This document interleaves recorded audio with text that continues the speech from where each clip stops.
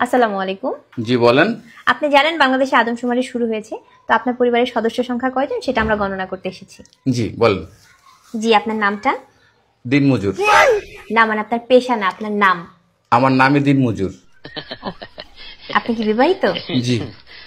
কয় বছর হচ্ছে বিয়ে করেছেন? 1 বছর। আপনার কি বাচ্চা আছে?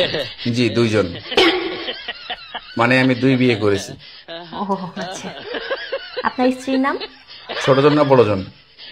বড়জন। কেয়ামত। কিয়ামত। আর ছোটজন? তুফান। ও তুফান। আপনার সন্তানের নাম? ছোট জনেরটা না বড় জনেরটা? কিয়ামত জনেরটা? ঝড়। ঝড়। আর তুফানেরটা? সিডর। সিডর। জি, আপনার মূল্যবান সময় দেওয়ার জন্য আপনাকে ধন্যবাদ। আর লাগবে না? না না না, আর কিছু লাগবে না। আর কিছু লাগলে নিয়ে যান। না না, তাহলে ভিতরে এসে চা খেয়ে যান। এখানে বেশিক্ষণ থাকলে সমস্যা আছে। না না না, আর কিছুই লাগবে না। আপনাকে অসংখ্য ধন্যবাদ, ভালো থাকবেন।